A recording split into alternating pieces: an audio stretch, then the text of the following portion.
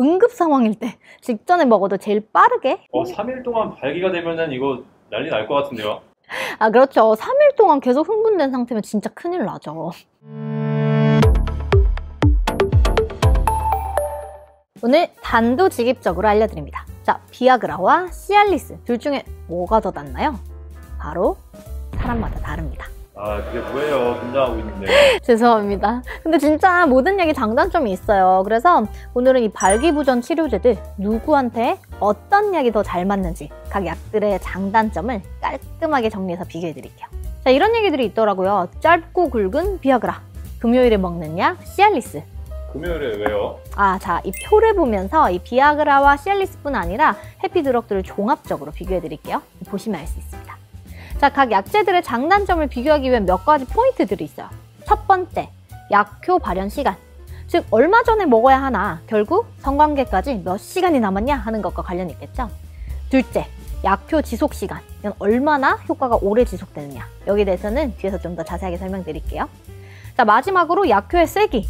그러니까 이해하시기 편하시게 세기라고 표현드렸는데 국제 발기력 지수를 기준으로 얼마나 큰 강직도를 제공하느냐와 관련된 부분입니다.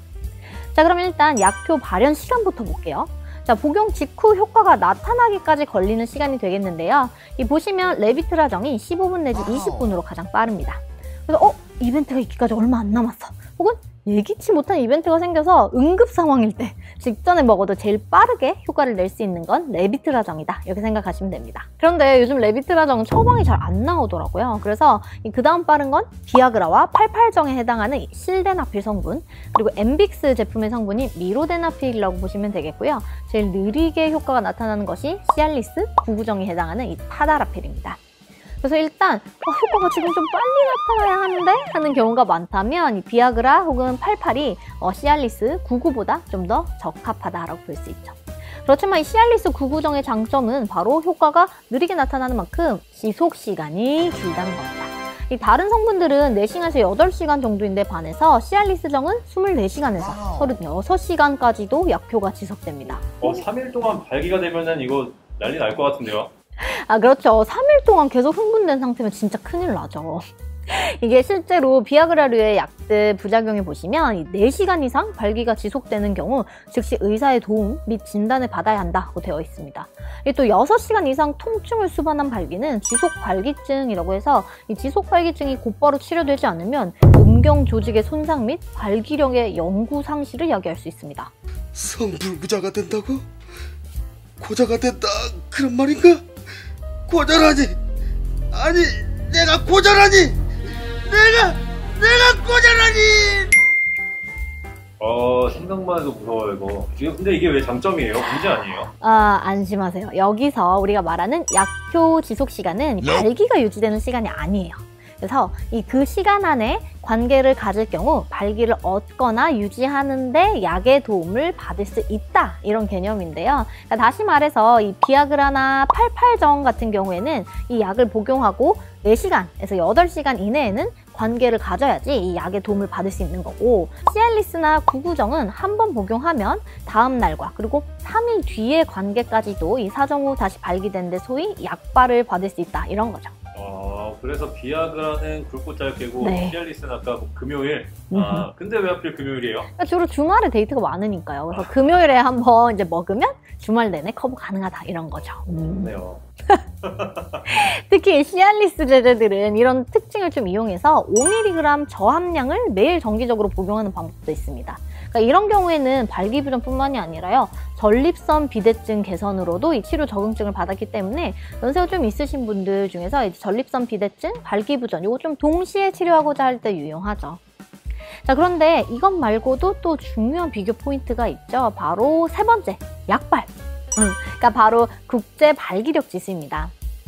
간단하게 이 IIF 점수가 높을수록 더 단단하게, 그러니까 이 발기력과 강직도가 좋다라고 생각하시면 되는데요. 자, 그래서 이 발기력 지수가 높은 순서를 보시면 여기 엠빅스가 가장 높았고, 또 숙명의 라이벌인 비아그라와 시알리스를 한번 비교해 보면요, 이 비아그라가 22.1점, 그리고 시알리스가 20.6점으로 비아그라 승! 그리고 또 한 가지, 이 서울대에서 이 백재승 교수가 고안한 종합적 유효성 평가지수 GEAQ라고 이런 평가지수도 있어요. 이거는 쉽게 말해서 환자 만족도라고 볼 수 있는데요. 이 종합적 유효성 평가지수도 엠빅스가 가장 높게 나타났고요. 이번에도 이 비아그라와 시알리스를 비교하면 만족도 면에서는 시알리스가 승. 자, 환자 만족도는 개인에 따라서 누구에게는 강직도보다 좀 오래 지속되는 게 더 중요할 수도 있고, 또 뭐 누군가에게는 그렇게 난 자주 많이 할 거 아니니까 한 번 할 때 짧고 굵게 뭐 이렇게가 더 중요할 수 있잖아요. 그래서 좀 만족도 부분은 참고적으로만 보시고, 결국 나는 어떤 점이 더 중요한가에 따라 이 장점을 가진 약제를 우선적으로 고려해서 최종 선택은 의사 선생님과 상의하에 하시면 되겠습니다. 자, 추가적으로 부작용 면에서는요, 시알리스가 비아그라보다 얼굴이 붉어진 홍조나 두통 등의 부작용이 좀 더 적은 것으로 나타났는데요. 이 시알리스의 경우 특징적으로 좀 드물게 요통 등의 부작용이 나타날 수 있고, 비아그라의 경우에는 좀 드물게 청색 시야증과 같은 부작용이 나타날 수 있습니다. 또 비아그라의 경우 지방이 많은 음식과 함께 드시면 약효가 떨어질 수 있거든요. 그래서 이제 공복에 복용하시는 것이 좋고요. 내가 만약에 좀 음주라던가 아니면 좀 뭐 기름기 많은 안주들 많이 먹었어, 혹은 식사를 좀 기름진 것 먹었는데 복용해야 할 상황들이 좀 많아 라고 하시면 이 식사와 상관없는 시알리스나 엠빅스 뭐 이런 것들이 좀 더 선호된다고 할 수 있습니다. 그리고 이런 해피드럭들은 약 성분뿐만이 아니라요, 제형, 그러니까 말하자면 약의 형태에 따라서 선택이 달라지기도 합니다. 그래서 요즘엔 좀 알약이나 산재, 그러니까 가루 약 형태뿐만이 아니라 이게 물 없이 티 안 나게 복용할 수 있는 뭐 씹어먹는 추정, 혹은 혀 위에 올려두면 입안에서 싹 녹는 구강붕해정, 뭐 구강 필름의 형태로 나와 있기도 하거든요. 그래서 어떤 분은 뭐 지갑 안에 한 장씩 넣고 다니기 편하니까 필름을 선호해요, 뭐 이렇게 하시는 분, 혹은 뭐 나는 클래식한 알약이 좋아하시는 분도 이렇게 있기 때문에 이 성분과 함께 제형도 중요한 선택 포인트가 되고 있습니다. 자, 그래서 정리를 해보면 각 약제별 특징은 다음과 같습니다. 그렇지만 이런 내용은 이론적인 부분이라서 이 사람마다 각 약제에 대한 반응이나 부작용, 그리고 또 느끼는 정도, 이런 것들이 다를 수 있거든요. 그래서 어떤 비뇨기과에서는 처음부터 이 두 가지 종류를 함께 처방해서 직접 비교해 보도록 하시는 경우도 있으시더라고요. 그렇지만 이때 두 개를 동시에 드시면 절대 안 되겠죠. 그리고 각 약제별로 지속시간 범위 안에서는 관계를 한 번 더 갖더라도 굳이 약물을 한 번 더 추가 복용하지 않으시게 주의하셔야 됩니다. 이걸 근데 만약에 더 먹게 되면 어떻게 돼요?